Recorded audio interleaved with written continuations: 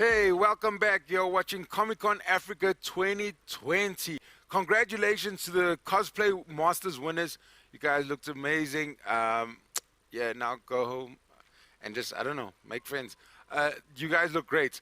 Guys, next up we have the sketch panel with Mark Brooks, hosted by my good friend Zaid. Hey, what's up, you guys? So, at this point over here, I was just standing here and looking at the genius that is Mark Brooks. So, Mark, just to start out right now, major fan of your work. And I am hoping that in the next few minutes that we are speaking, I'm going to be able to convince you, give you the hard sale to come and check us out here in South Africa next year. How are you doing today, Mark? I'm doing good. How are you? Nervous, a little bit intimidated because, I mean, I have so many of your covers. And I have a stack like this, you know, for you like that to come over there and say, to Zaid, you know, when you get over here. But Mark, there's a question I've been dying to ask you. I know that I have a whole lot of fan questions here, but as probably your biggest fan, I'm going to ask you this question over here. You do all the legacy characters. You've done everyone from Deadpool, you've done the Avengers, I mean, everything that there is to do, you've done it. So as an artist, as a creator, what sort of pressure, if any, do you feel when bridging the gap between your distinctive art style versus classic styles that we've seen in years gone by? Well, it's funny because I grew up with comics just like most comic artists do, and like you said, these legacy characters they all have a very iconic look to them.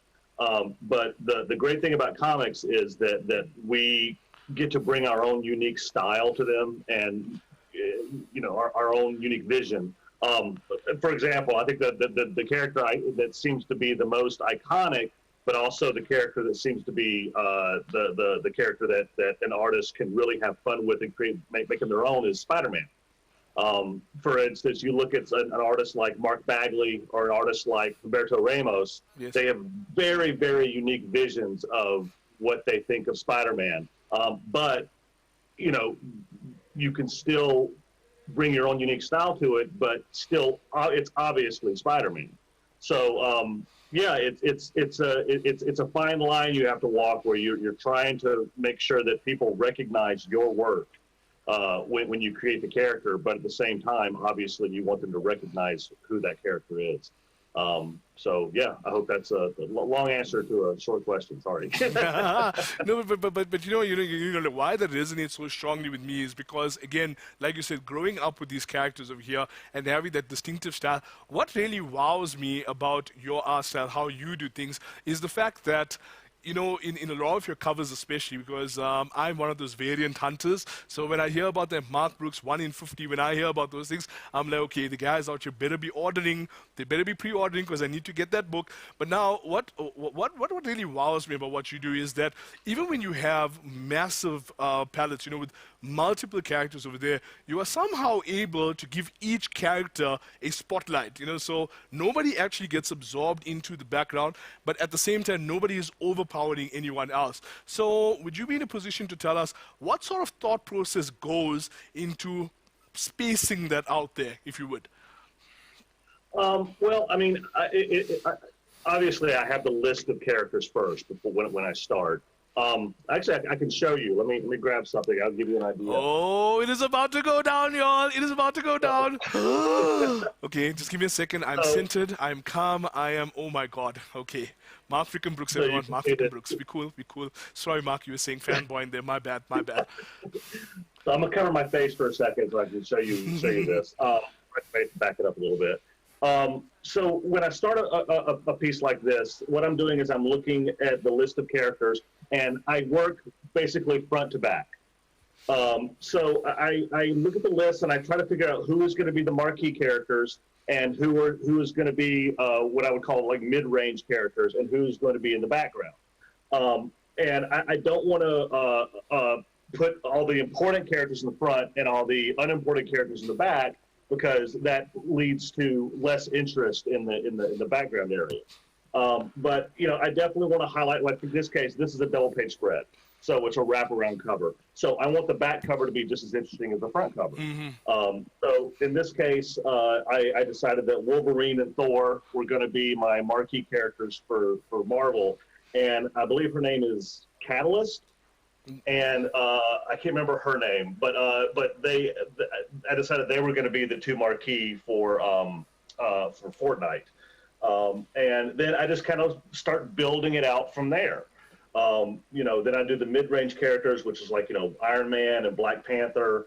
And then, of course, the background characters, which normally if a character flies, they end up being in the background because they're normally up in the air. Yes. So, yeah, that's just kind of how I build it. And I kind of go from there. Once I'm done with the large characters and the mid-ground characters, then I basically just kind of fill in the holes with the smaller ones.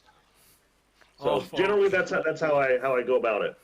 It's a lot like, when you watch those how did they do it segments, where a magician reveals the trick. And now I'm like, okay, and normally afterwards you feel like, oh, so that's how they did. But even now, I have even more questions when I started with, and just looking at that particular piece over there, because I know, okay, I'm not going to lie, right? I have in the past gone and tried to say, okay, one day when I grow up, I can do a Mark Brooks sort of kind of style thing of, yeah, I could, and let me watch all the tutorials on YouTube. But just the way you use light and shadow and highlights, and then also the way you blend the colors in as well. So it's almost like this surreal, let me put it this way.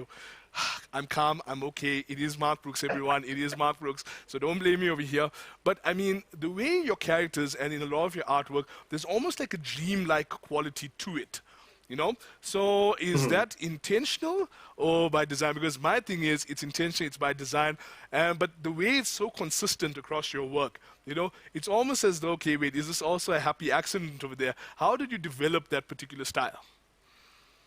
Well, I mean, part of it is a happy accident. You have to be willing to kind of let the markers and let the paint kind of do what they're going to do, and then you work with it instead of fighting against it. But I do have I like to think I have a pretty distinct style in that I like my work to be very vibrant. I like it to be very eye-catching. My rendering style when it comes to like light and things like that, the light I use is very, I guess the best way to describe it is kind of artificial. Because I really want my work to look lush and very eye-catching instead of going for like true realism. But at the same time, when someone looks at my work, I want them to get a feeling that this character does really exist, but maybe in kind of a candy-coated world, I guess. If so yeah, that's kind of the way I do it. I follow that. At this point, Mark, I just want to send a shout out to you from Daniel Chappie, and he's losing his mind over here in the comments as well. And he just wants to give you major props because he's also a variant hunter over there. It would mean the world if you could just give a quick shout out to say, hey, Daniel, because I think that will just make his entire life. Would you mind? No, absolutely. Good morning from the U.S., Daniel. I hope you're doing well, and hopefully I'll see you next year when I come to South Africa. I can't wait.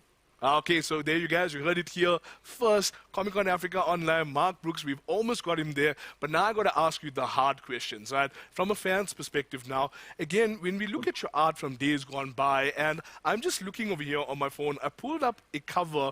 It is your Atlas 1 variant. So this over here was your first art cover, right? Now, looking at it, so I have it here on my phone, I'm looking at it. Again, the way you did the perspective of the character over there from the down up, well, that's the worst way to be, but from the bottom up. And the way your art style has evolved since then, looking back now, talking to Mark Brooks way back then, would Mark Brooks now have done this slightly differently, or is he comfortable with what Mark Brooks back then did with this cover?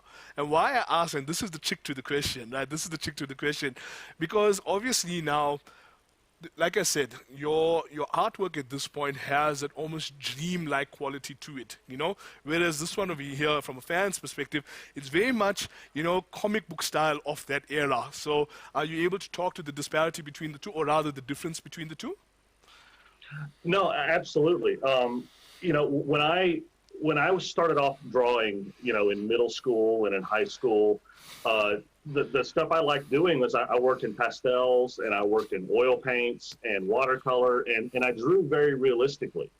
But at the same time, when I was really getting into drawing comics, the artists that were the most popular at the time were people like Mark Silvestri, Jim Lee, Joe Mad, Humberto Ramos, J. Scott Campbell, and their styles were very cartoony, compared to, the realistic style I was working with. And I obviously was very impressed with what they were doing. And I thought to myself, oh, okay, well, this is what comic art, this is the direction comics are going.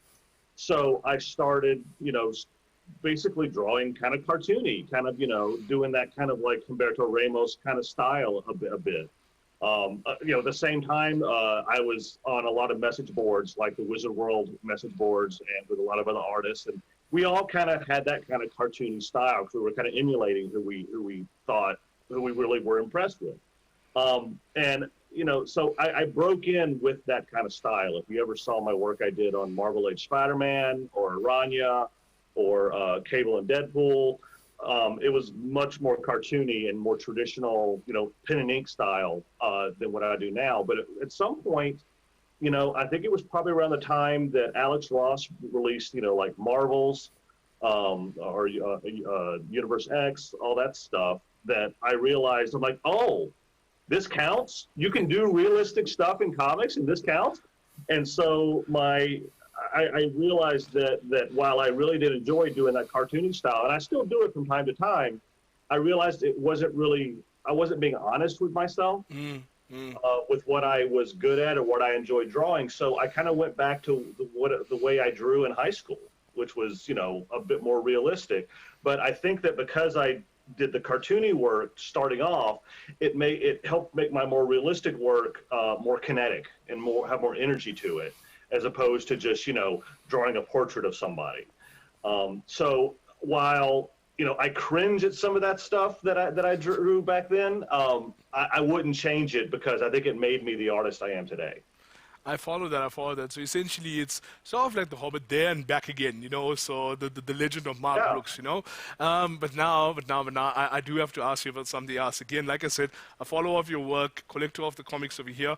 One book cover that you did that really, I won't lie, it created a glitch in the matrix for me, as it were, as I process Mark Brooks' art. It is, of course, your astonishing Ant-Man 1 variant. So over there, I'm sure, now you've done so many covers over the years, so I don't expect them to all be like popping out at you the same. But what I found very, very distinctive about this over here is that you had the astonishing Ant ready to shrink, and it was basically Ant-Man as almost a baby, a baby-rise version. And so it's almost this baby rise version, but hyper realistic, but also Mark Brookerized, because that's absolutely going to become a thing. Mark Brookerized, because that's how you do it. Now, when you have to do stylized covers like this, or like this particular variant over here, does that is it completely artist prerogative, or do you also at your level as a master artist, a master creator, do you still just have carte blanche, or are you given okay, Mark, this is what you need to create for us? How does that work in the industry? Well, for that particular cover, that was, I believe you're talking about the hip hop cover, right? It's based off the Notorious B.I.G.'s album. That's right. That's the one. Obviously I had a template to go by, because I was just literally doing an homage to that album cover. So obviously I kept the pose the same as the baby that's on his album cover. But as far as what I was going to draw, the way I was going to do the costume, things like that, the graphic design of the letters on it, that was all pretty much up to me. And that was one of those covers that, and I don't do them very often, but that was one of the covers that the entire thing was done digitally. It was digitally painted. So there was actually no traditional artwork that went along with that particular cover. But yeah, it's funny, when I do those homage covers, they're actually easier to do than regular covers, because I basically have a template to go by already, which is basically do your own version of this thing that already exists. So yeah. Okay. I would not have thought that. Because I would have thought that you'd be less favorable to those, because it restricts you a little bit. But I mean, that's the reason why you're Mark Brooks, and we are who we are. Now, on the topic of who we are the fans, and I have a two more fan questions over here coming up that have been highlighted for me. Would you be comfortable taking them? Can I bring them to you? 100%. No, of course. And you have to excuse my dog is barking in the background, so sorry about that. No. For me, it's a rare treat. It's a rare treat because I'm seeing the Copic collection over there, and I'm seeing a old school sharpener over there, and then I'm like, so this is Mark's special place. Duly noted. Okay, so the first question here is of course from a lovely lady. Okay, we've got sneak peeks over there. I missed it because I was reading questions. I'm working on a Fantastic Four cover right now. I'm just loving where Dan Slott is taking those books at the moment. I had a chat with him the other day, and like that man's mind, like some next level stuff. But Kelly Kishnasamy is going to get very upset with me if I don't read her question. It's a two-parter, right? And if you wouldn't mind giving Kelly a shout out as well. But she wants to know, which character do you remember drawing first and why? And then, linking in with that rather, do you feel that there's a part of you in each character you draw? So in other words, when you draw your inspiration, do you look at Mark Brooks and Mark Brooks's life, or is it, do you find generic influences? So, yeah. Okay. Hi, Kelly. Good to see you or hear from you. When it comes to drawing characters, it's not so much that I'm thinking about myself, even though, having said that, when I'm drawing a lot of these characters, I'm using myself to pose for them. I take a lot of reference shots of myself. Someday I have a whole album of just me doing weird poses that I probably should post at some point. So when it comes to like the physicality of a character, sometimes the character will take on myself, especially like when I did the Han Solo run. So many of the poses, especially when you see a full body shot of Han Solo, that's me posing as that pose and then drawing myself. So I got to stand in for him a lot. But as far as emotionally, not necessarily, but what I do try to do is I try to create the character in my head and think about who he is in real life. I mean, luckily nowadays we have the movies where, I can think about Chris Evans when I'm drawing Captain America or something like that. But when it comes to characters that maybe don't have a movie incarnation yet, I definitely will try to like cast them in my head, whether it be with an actor that exists or me just trying to create an actor in my head and how I believe this actor would portray the character. For instance, I'm doing Fantastic Four right now. I'm the cover artist on that, and John Krasinski definitely is who I'm thinking about a lot when I'm drawing Reed Richards. And Emily Blunt for Invisible Woman, only because they seem to be so much, people be talking a lot about them being cast in the movie, and I hope they are cast, and I think they're perfect casting, so, I think about them a lot. So, yeah, hope that answers your question, Kelly. Oh, no, definitely my points mean the right direction as well. If you have a little bit time for a couple more fan questions over here. One that's coming from a guy named Ziad who goes by Wali Comics. And he wants to know, have you ever been interested in doing a more manga-esque or anime-esque style of drawing? Because obviously yours is very, very distinctive. That's the Mark Brooks standard. But have you, at this stage, do you have any inclination towards fooling around with other styles, as it were, dabbling into that sort of aesthetic as well? I do. It's not so much, I don't think I'd want to do like a whole comic or something like that, but I really do enjoy when it's called for delving into a different style. For instance, I did an entire cover run on Fearless Defenders, and what Marvel allowed me to do was every single cover, with the exception of the first cover, every cover was an homage to a different area of pop culture. So one cover I did an action figure. One cover I did, it looked like the load screen from a fighting video game like Mortal Kombat or Street Fighter. And then one of the covers was an anime cover where all the characters were very anime-esque. So, short answer is yes. Long answer is not for an extended period of time, but I definitely would like to delve into it. And I do love anime. I love the older stuff. Like I'm really into like Cowboy Bebop and Samurai Champloo, Evangelion is my absolute favorite. So yeah, I mean, I love drawing that stuff. I just did an Evangelion piece, not that long ago, just for fun, So yeah.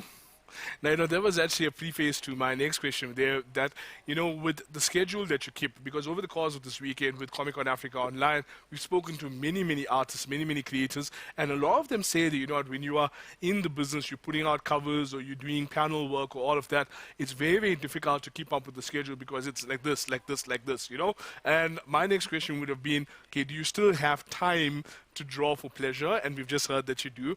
But now that ties in, it's a nice segue into another question from Happy Chappy, Daniel, we spoke to earlier, and he wanted to know, just for fun, when Mark Brooks is just out there in the studio jamming, because I don't know how, but I just imagine Mark Brooks like having his big headphones and just like, oh yeah, hip hop style, Notorious B.I.G. on the ear headphones over there. But I mean, when you just drawing on your own, do you have a preferred character or franchise that you just go to just stretch out those muscles, as it were? Is there anyone or anything that comes to mind? Not really. I mean, it really comes down to just how I feel at that moment. I mean, and unfortunately, I really don't have time to draw very often just for myself. Like I talked about that Evangelion piece I did. I did that because I was doing a live draw with a friend of mine, and I needed something to draw. And I said, well, I haven't drawn Evangelion in a long time, so let me try doing Evangelion. But yeah, I mean, like you said, I've got so much on my plate at all times that when I finish one piece, it is instantaneous that, I got to get to this next one. And I also, my wife is my manager. So she's always home with me and she's the keeper of the schedule. So 9 times out of 10, I finish a cover and she looks at it and goes, "That's great. Get to work on this next thing." And so I'm diving right into the next thing.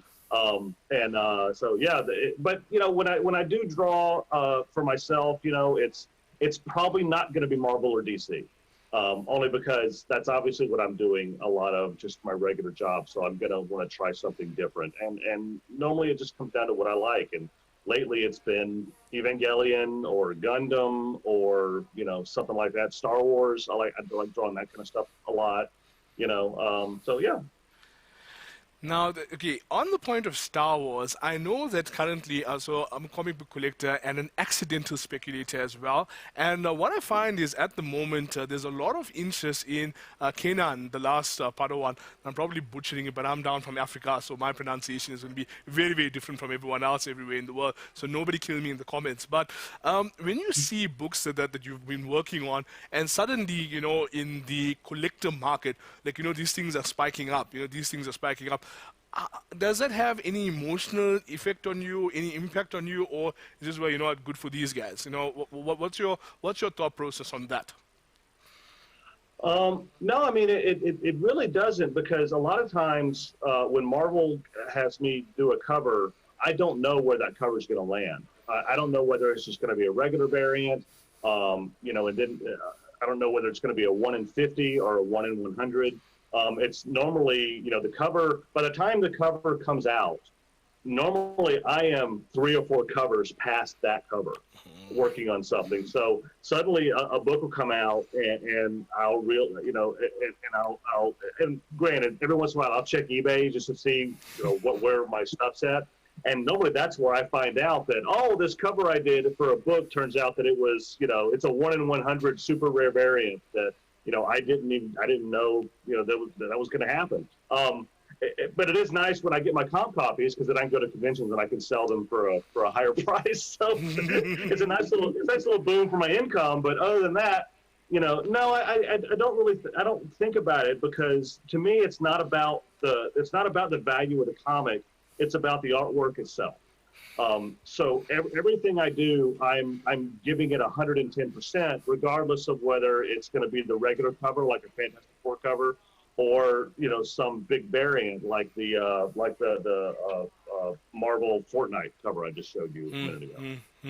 You know, that was a question that I had in my mind. I didn't even realize it was in there because, again, as people who collect, we obviously just, we see the pre-orders, we see the previews, and, our comic book stores tell us that, okay, this is what you need to do or what's coming up. And it never actually clicked with me that, okay, wait, do artists have that brief to say, okay, listen, Mark, like somebody sitting you down, your wife in this case, Mark, listen to me.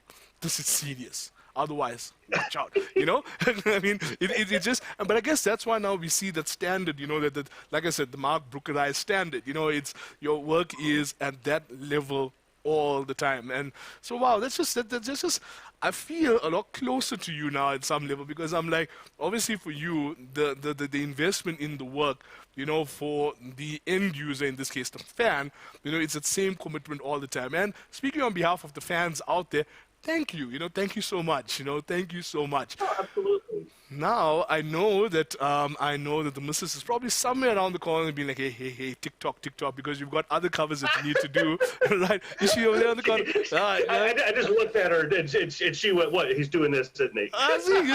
You see. But look, I'll completely understand because at the end of the day, I can stand and shoot in the breeze with you all day, every day because you're one of my heroes. But at the end of the day, I want you to be able to have a full plate of food this evening and not be, sitting on or sleeping in the studio as it was. So at any point, if you need to leave, the fans out here, we will understand that, Mark Brooks has deadlines to meet, But if I may be so bold, there is one question that everyone is actually throwing out here. There's various iterations of it, so I'm going to try and ring fence it for them and bring it down to this.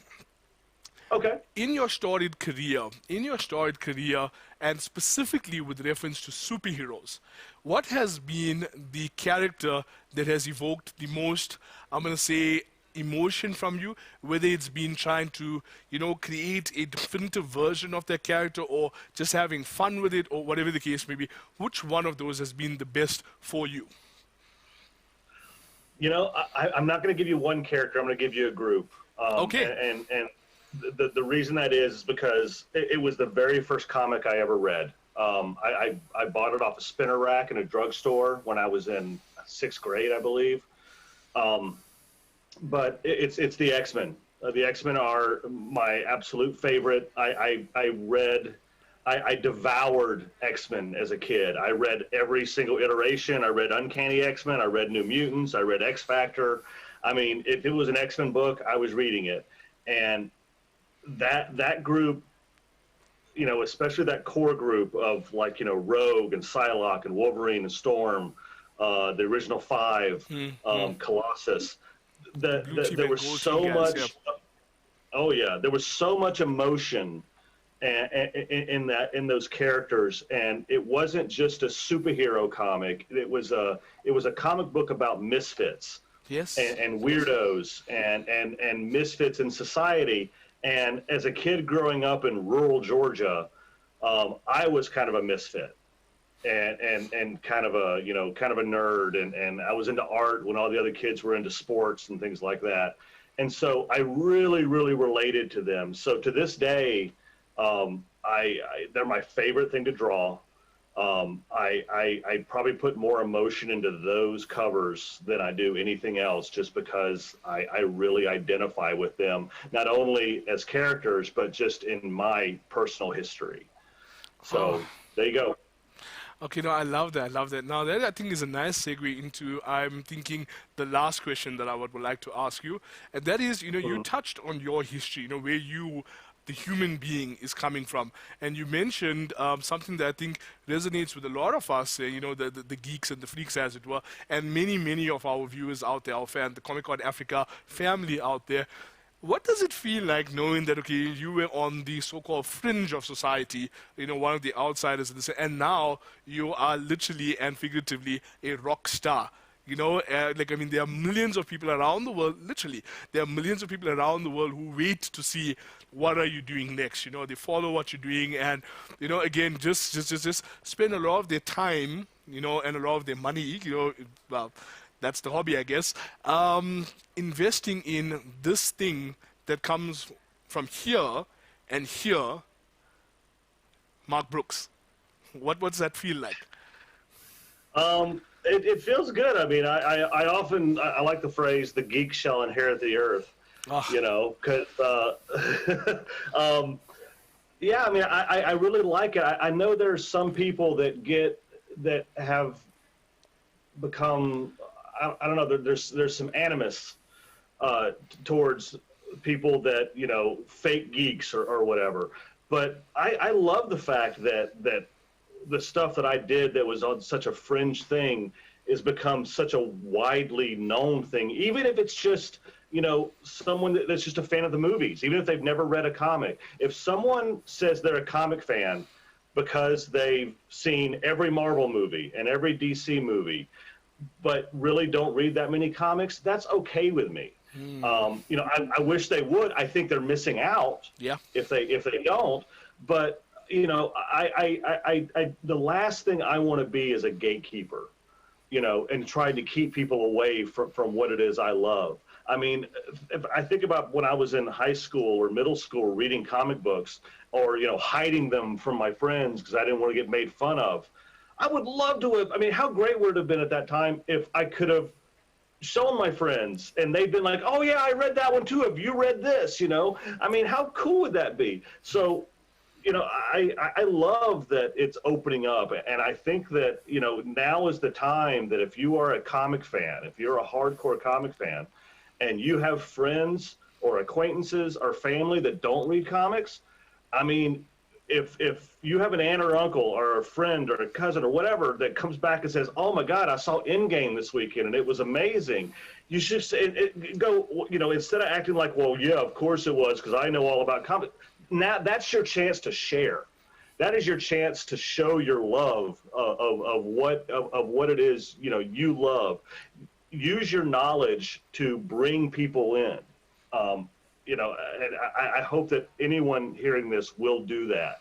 I challenge everyone this week, find someone that doesn't read comics and see if you can introduce them to comics.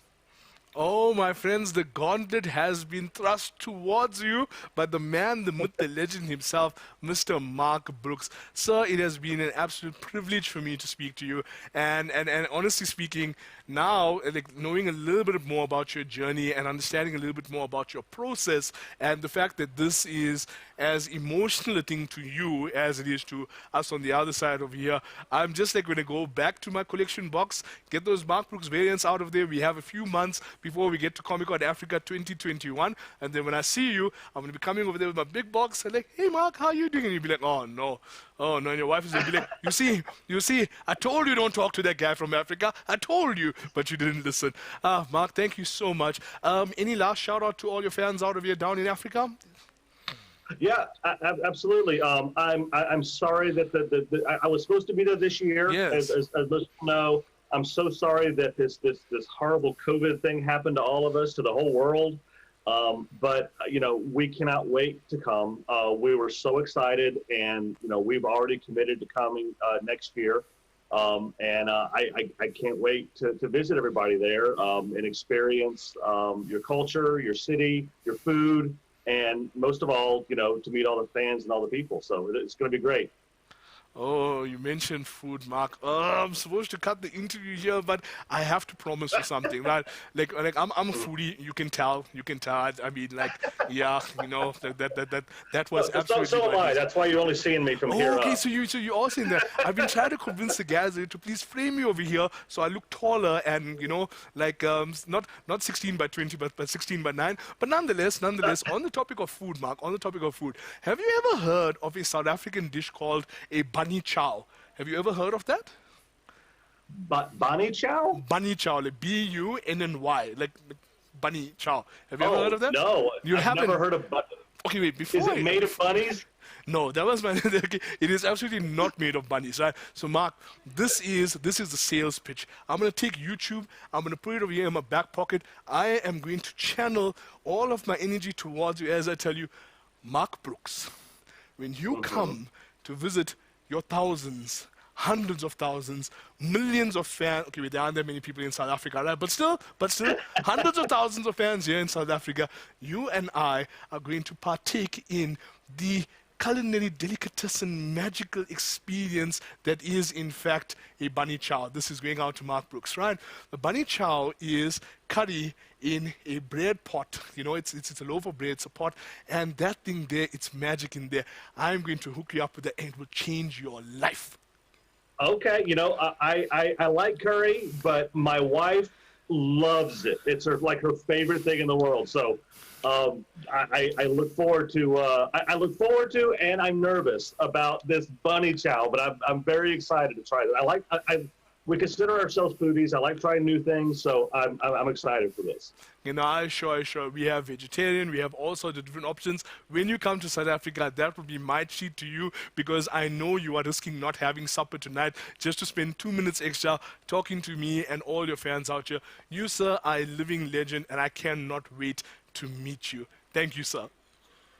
Awesome. Thank you. It was nice meeting you, and thank you for having me, and I hope to see you guys soon. Looking forward to it.